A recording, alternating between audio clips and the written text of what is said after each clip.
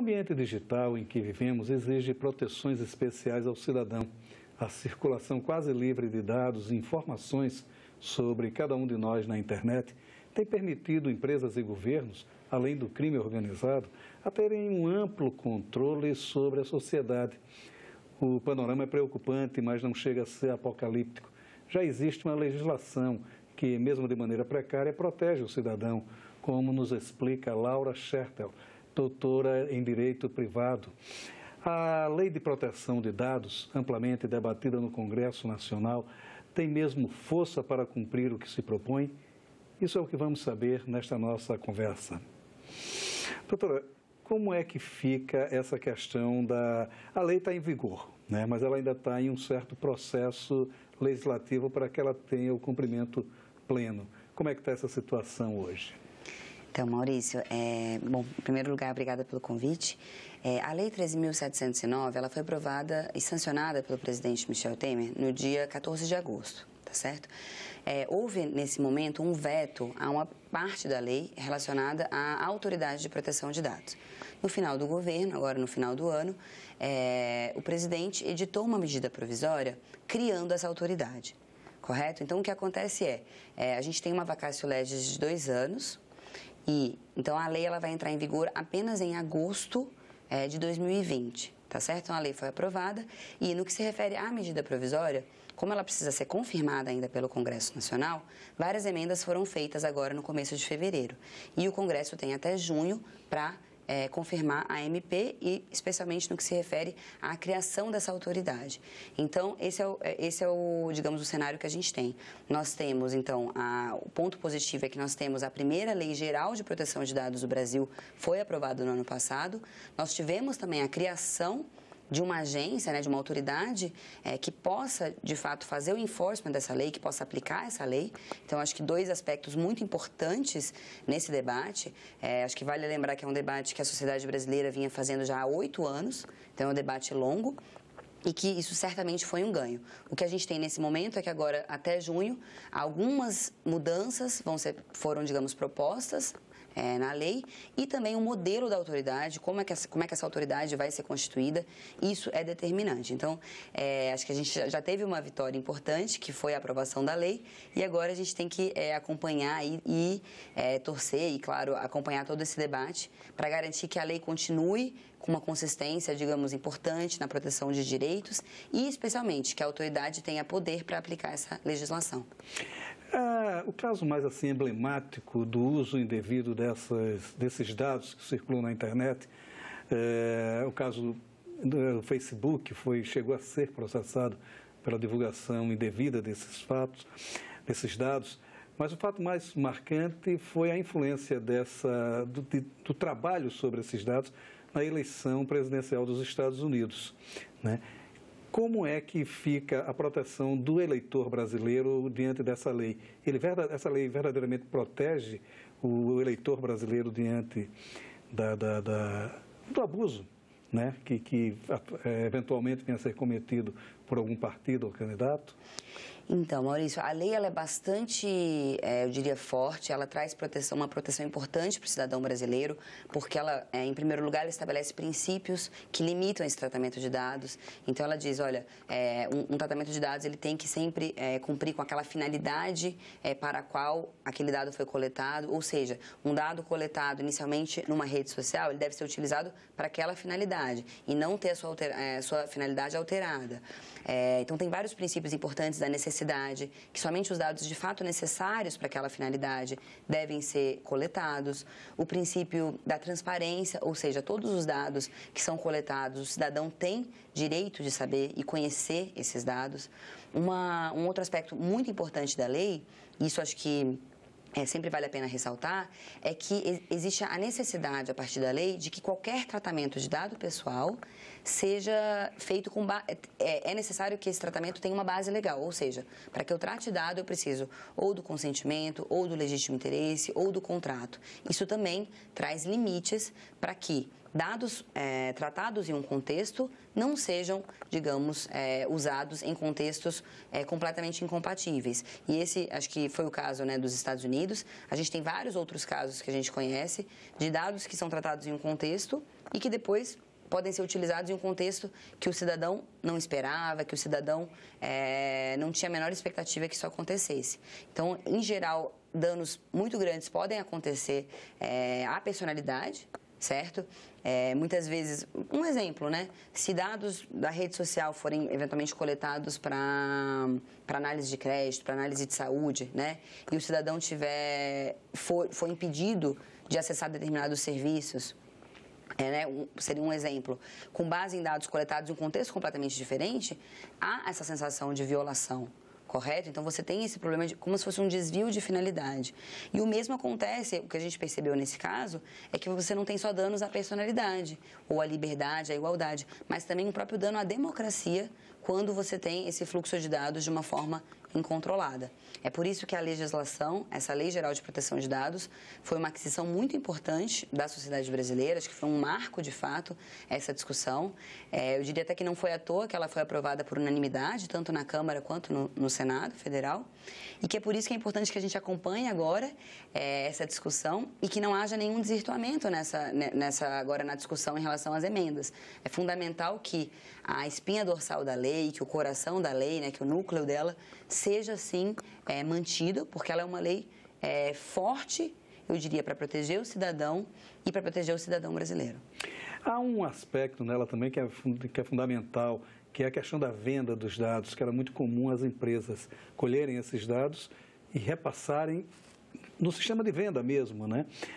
A lei protege também esse mecanismo? Protege com certeza, Maurício. Por isso, a princípio, agora, qualquer tratamento, ele vai precisar, então, ter um consentimento do consumidor, do titular dos dados. Então, a princípio, para esse tipo de venda, para esse tipo de comercialização, é preciso, sim, o consentimento, correto? Outras bases legais para tratar dados seriam o legítimo interesse, mas aí a empresa precisa comprovar qual que é o interesse dela legítimo em uma eventual transferência, um eventual uso de dado. A mesma questão, se uma outra base legal é o contrato que essa empresa tem com o consumidor.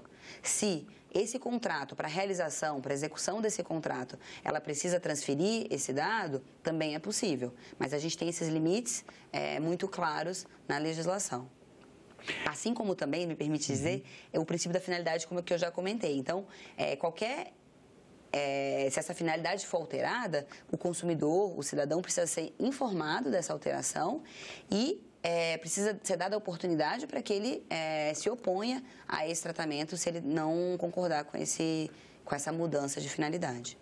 Um dado também fundamental da lei é a questão do tratamento contra o preconceito, contra a discriminação pessoal mesmo, né? Quer dizer, a lei, ela protege o cidadão, mesmo que ele poste determinadas informações na rede social, redes sociais ou coisa parecida, sobre seus posicionamentos políticos, sexuais, enfim, suas ideias, por mais estranhas que sejam, ele, de certa forma, tem proteção sobre a circulação desses dados, digamos assim.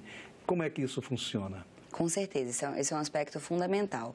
A lei, ela trata desse tipo de dado como um dado sensível, tá certo? Então, tem dois aspectos de proteção. Um é que os dados sensíveis, eles precisam de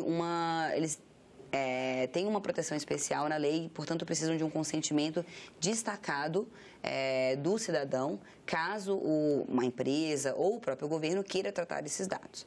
Acho que esse é um primeiro aspecto importante. Além disso, a lei tem um dos princípios da lei, é o princípio da não discriminação. Tá? Isso significa que o cidadão ele está protegido, ele deve ser protegido, ele não pode ser discriminado de uma forma abusiva, de uma forma ilícita. Ou seja, se ele apoia determinado partido político ou em razão de determinada opinião, vamos pensar aqui, em razão de determinada posição política ou religiosa, ele não pode ter o seu acesso a serviços, o seu acesso a bens e serviços limitado, tá certo? Então, acho que esse é um aspecto fundamental. A lei, de certa forma, então, ela atinge aquilo que a gente chama de bullying, né? Quer dizer, O bullying também, que pode ser usado pelas redes sociais na divulgação desses dados, ela, de certa forma, protege o cidadão, ele tem como se defender, mesmo que tenha sido vítima de um bullying. Isso sim, com certeza. O que é importante também nesse caso é a gente lembrar, Maurício, que quando a gente está na internet, a internet ela é um mundo, digamos, ela nos permite um mundo hiperconectado, correto?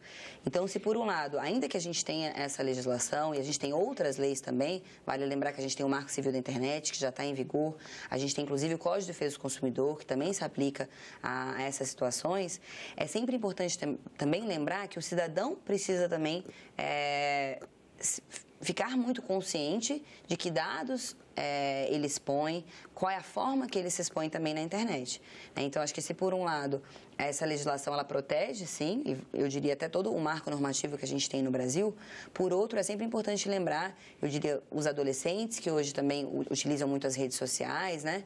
E mesmo os adultos, é sempre lembrar, bom, se eu posto essa informação, se eu postei essa foto, como é que será que isso vai ser usado no futuro, né? Então, acho que essa consciência também ela é muito importante.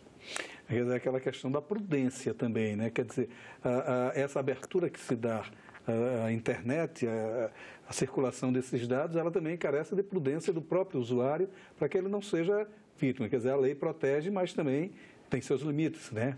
Exatamente, exatamente. Então, é claro que mesmo um dado que tenha sido publicizado pelo titular, a lei diz que as pessoas não podem, digamos, coletar esse dado sem o consentimento dele, porque, por um lado, ele já deu esse consentimento, ele já publicou aquela informação, mas ela não pode ser utilizada em uma forma completamente descontextualizada. Isso, a lei deixa claro, que os princípios continuam se aplicando mesmo nas informações que são publicadas na internet. Mas é claro que é fundamental que o cidadão, que o adolescente, que o jovem tenha essa consciência, né? Que ele pense, bom, quando eu postar essa foto, será que daqui a pouco, quando eu tentar um emprego, como é que isso vai ser visto, né? Então, acho que essa consciência digital também é importante que ela seja desenvolvida a cada dia nesse nosso mundo hiperconectado, hiperpersonalizado. A gente, quando fala da questão de proteção de dados, sempre se refere à questão do meio digital, porque esse é o mais, digamos, aparente, né? Que acaba tendo um estrago maior, digamos assim. Uhum. Mas a lei também se refere à questão dos dados que estão nos meios físicos e não nos meios digitais também, né? Quer dizer, como é que a lei atua nesse aspecto? Você tem toda a razão. Essa é uma ótima pergunta, Maurício, porque, de fato, a Lei Geral de Proteção de Dados, ela vai se aplicar a qualquer tratamento de dado pessoal. E aqui eu acho que vale a pena a gente pensar um pouco o que é esse conceito de dado pessoal. Quem que faz tratamento? Qualquer empresa ou qualquer órgão do governo que colete, que utilize, que cruze, que faça alguma análise de um dado que eu possa identificar uma pessoa, ou seja, um dado de uma pessoa identificada. Eu posso juntar aquele CPF da Laura, né? Eu sei que sou eu. Essa pessoa consegue fazer essa referência, esse link com a minha pessoa. E mesmo um dado que, digamos, não esteja identificado, mas que possa levar à identificação, juntando com esses outros dados que eu tenho, eu possa levar à identificação daquela pessoa, então isso também é um dado pessoal para a legislação. Isso significa que todos os setores hoje, empresariais, eu também diria o governo, eles estão abrangidos pela lei. Vamos pensar aqui em vários exemplos. O setor varejista, de seguros, de crédito, claro que todos os serviços digitais, então, mas a agricultura, que hoje também trabalha muito com digitalização, mas é exatamente isso, a gente tem uma legislação que se aplica do online ao offline, né? Das pequenas às grandes empresas e do público ao privado. Então, é por isso que a gente chama, ela é uma legislação horizontal, ela se aplica realmente horizontalmente a todos os setores da sociedade. E ela prevê também essa questão da autoridade que vai controlar e que vai, de certa forma, analisar caso a caso que venha a aparecer. Como é que é o funcionamento dessa autoridade? A autoridade, ela é uma peça central nesse quebra-cabeça. Por quê? Porque como a gente muito bem sabe já no nosso ordenamento, né? Sem uma autoridade para fazer o enforcement, para aplicar a lei, para eventualmente responder o cidadão, para aplicar as sanções, a legislação ela não é aplicada. Correto? Então, ela é uma peça central desse arcabouço que foi construído.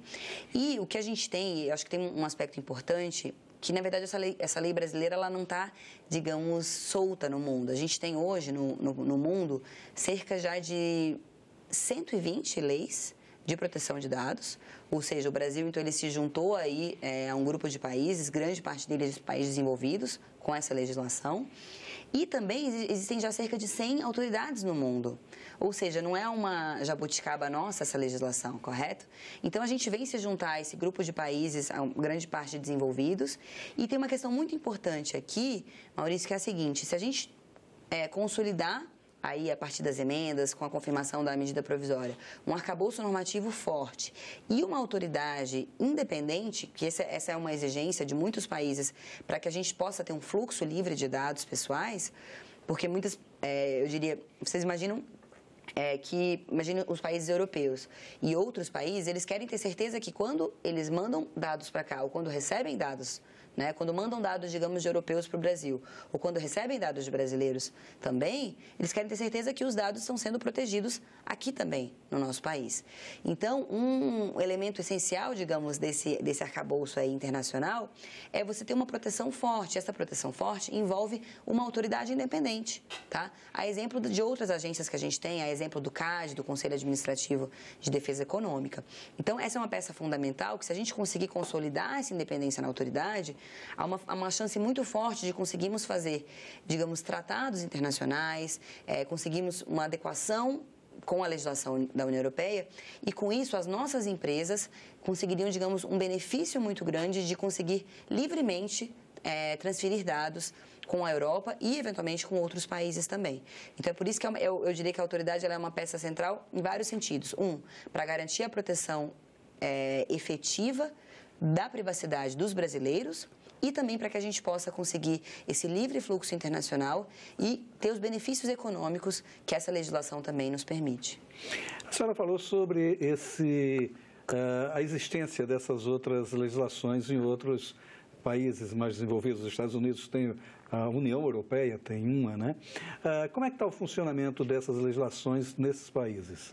Então, o regulamento geral da União Europeia sobre proteção de dados, ele entrou em vigor em 25 de maio do ano passado, tá certo? É um regulamento que atualizou a diretiva europeia, ele tem aspectos novos, mas não é possível dizer que ele não mudou completamente o quadro. Então, ele atualizou a diretiva, mas a grande novidade dele é que ele estabelece uma multa maior, que chega a ser 4% do faturamento mundial do grupo. Então, é uma multa bastante, digamos, pesada, que pode ser. E mais do que isso, é uma lei única para toda a União Europeia. E tem um outro aspecto interessante desse regulamento, Maurício, que ele tem uma aplicação extraterritorial. Isso significa que, se empresas brasileiras tratarem dados de pessoas que residem na União Europeia, então essas empresas também estarão sujeitas ao regulamento e, claro, também às suas sanções.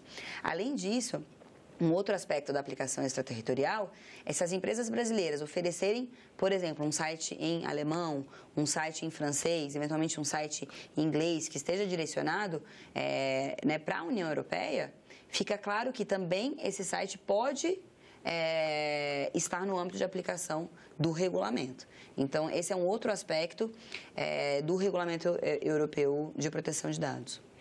E as nossas perspectivas com relação à legislação brasileira, né? Quer dizer, ela já está em vigor, está sendo aplicada de certa forma, mas eu acho que carece talvez de um pouco mais de divulgação, né? Quer dizer, como é essa expectativa desse trabalho de divulgação e de aplicabilidade da lei? Tá. Na verdade, em vigor ela só vai entrar de fato em 2020, tá?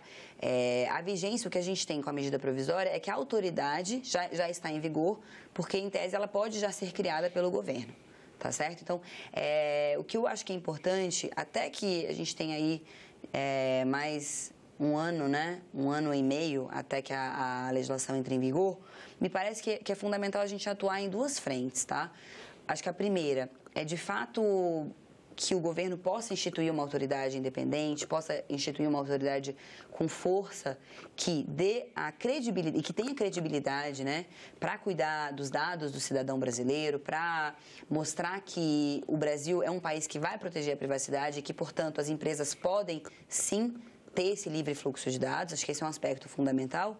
E o outro, é claro, é fundamental que já eu diria, a sociedade civil, órgãos que trabalhem também já com a conscientização do cidadão, também é importante para que ele saiba dos seus direitos, para que ele conheça os seus direitos e que ele possa exercer esses direitos.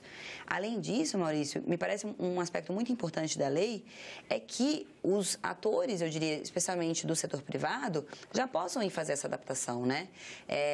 A gente não pode chegar no dia que a lei entrar em vigor, em agosto aí de 2020, e as empresas falarem, bom, e agora, o que eu vou fazer? Né? Então, é fundamental, a gente sabe que tem vários já programas, digamos, de adaptação. Primeiro você tem que fazer, as empresas fazem uma análise do que elas têm, como é que elas tratam dados, o que a gente chama nesses programas de compliance de assessment. Então, primeiro você faz um assessment de quais são as formas que eu trato dados, para daí eu verificar como é que eu me adapto a essa lei. Tá certo? Então, acho que é fundamental e é por isso, sim, que o prazo, inclusive, foi alargado. Para que as empresas e mais, para que o Estado também tenha tempo de adaptar as suas práticas. Tá certo? Então, não é à toa que a gente tem um prazo, digamos, longo de adaptação. É exatamente para que ninguém seja pego de surpresa. Eu queria só lembrar que para o cidadão brasileiro é fundamental que, ainda que essa lei ainda não esteja em vigor, a gente tem uma série de outras normas que já estão em vigor e que também falam de proteção de dados. Então, se o cidadão brasileiro se sentir que seu dado foi violado, por exemplo, em relação a serviços de internet, ele pode recorrer ao Marco Civil. Tá? O Marco Civil ele traz a proteção da privacidade, do sigilo das comunicações. Se houve algum problema nas relações de consumo, a gente tem um artigo 43 do Código de Defesa do Consumidor que fala da transparência dos bancos de dados, da necessidade de notificação em caso de ingresso, digamos, ou de inscrição no cadastro de crédito. Então, é fundamental que o cidadão saiba que, claro que uma lei mais forte, eu diria até mais um sistema de proteção de dados foi criado e que vai estar em vigor em breve, mas que ele tem já hoje à sua disposição uma ampla gama aí de leis para que ele possa também se defender e se proteger. O cenário é preocupante, mas não chega a ser tão desolador, né? É mais ou menos por aí, não é? Com certeza. A gente sabe que, é como a gente tinha comentado, né? A internet, ela traz todos esses benefícios, a gente se conecta, a gente consegue conversar com pessoas, com parentes que estão longe, correto? Hoje a gente faz os nossos serviços, o nosso trabalho, eles são, digamos, muito mais facilitados do que antes. Mas a gente tem que sempre tomar muito cuidado também, porque tem toda essa hiperconectividade, ela traz também os seus desafios. Então, acho que é importante falar para o cidadão, preste atenção quando você baixar um aplicativo, veja se os dados que estão sendo pedidos de fato são necessários. Então, acho que essa conscientização é também fundamental. Ótimo. Professor, muito obrigado pela sua participação aqui no Cidadania. Eu que agradeço, Maurício. Se você quiser rever, baixar ou compartilhar o link desse programa, é só visitar nossa página na internet, no endereço senado.leg.br/TV, ou então o canal da TV Senado no YouTube. E se você quiser fazer algum comentário, crítica ou sugestão, você pode telefonar para o 0800 61 2211. Obrigado pela sua atenção e até o nosso próximo Cidadania.